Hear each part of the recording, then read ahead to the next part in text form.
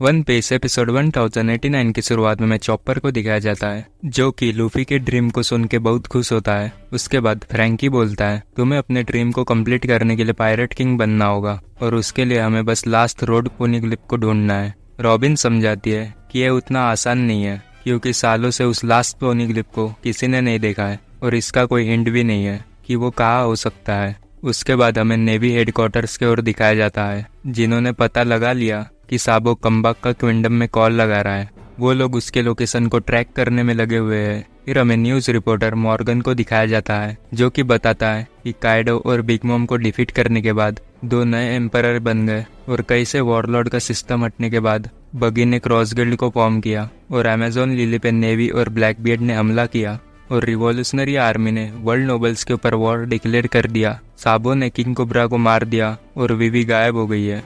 फिर हमें मारी जोआ पे 5 एल्डर्स को दिखाया जाता है जिन्हें साबो की लोकेशन पता चल गई थी और वो इस समय लुलुसिया किंगडम में है। वो कहते हैं कि साबो के लिए बेस्ट जगह थी छुपने के लिए क्योंकि ये उन किंगडम में से एक है जब रिवॉल्यूशनरी आर्मी ने यहाँ के लोगों की मदद की थी। 5 एल्डर्स कहते हैं कि कितना बदकिस्मत है। उसके बाद हमें कम्बाक का क्विंडम में साबो उनके लोगों से बात कर रहा होता है। वो ड्रैगन को बताता है कि किंग कोबरा को मैंने नहीं मारा है। उसके बाद हम इमू सामा को देखते हैं। फिर हमें लुलुसिया किंगडम के ऊपर काले बादल को आते हुए देखते हैं। फिर हम वहाँ के किंग को जेल में देखते हैं जिनको कि उनके ही लोगों ने पकड़ा था, वो इसलिए क्योंकि वो साबो को बचाना चाहते थे। फिर हमें इमू सामा को दिखाया जाता है। साबो उन्हें बताता है कि उसने वहाँ कुछ आश्चर्यजनक देखा।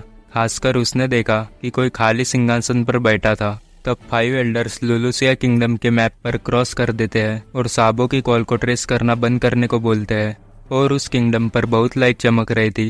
5 एल्डर्स कहते हैं कि ये मान लो कि लुलुसिया किंगडम कभी एग्जिस्ट ही नहीं करता था और उस किंगडम के ऊपर बहुत सारी लेजर बीम्स गिरती है जिससे वो आइलैंड पूरी तरह से खत्म हो जाता है और ऐसा दिखता है कि यहाँ पहले कोई आइलैंड था ही नहीं। और इसी के साथ साबो के साथ का कॉल भी कट हो जाता है। उसके बाद हम कुछ दिन बाद का सीन देखते हैं। मौसम बहुत ठंडी का होता है और तूफान भी चल रहा होता है। हमें 1000 सनी को दिखाया जाता है। उसोप और ब्रुक बहुत डरे हुए होते हैं पर अपना लुफी मस्त मजे में होता है। मौसम इतना खराब होता है कि सी ड्रैगन भी इधर उधर गिर रहे थे। सांजी जोरो से कहता है तू किस चीज से बना है, तुझे ठंड नहीं लग रही क्या? दूसरी ओर जिम्बे शिप को कंट्रोल कर रहा था। नामी बताती है कि हम कोई ऐसे आइलैंड के क्लाइमेट के अंदर आ गए हैं जहाँ पर सिर्फ ठंड हो। उसके बाद हमें चॉपर को दिखाया जाता है जो कि हैट पहनकर होता है। वो उसे ओटामा ने दी थी। रॉबिन कहती है तुम काफी अच्छे लग रहे हो। लूफी नामी को पूछता है सामने देखो वो क्या है। जिम्बे बताता है कि ये एक वार्म एडी करंट है। नामी जिम्बे को शिप को उससे दूर ले जाने को कहती है। तब लूफी कहता है लगता है उसके अंदर कोई है। तब सांजी भी कहता है हाँ उसके अंदर एक औरत है और मुझे अभी वहाँ से आवाज आई।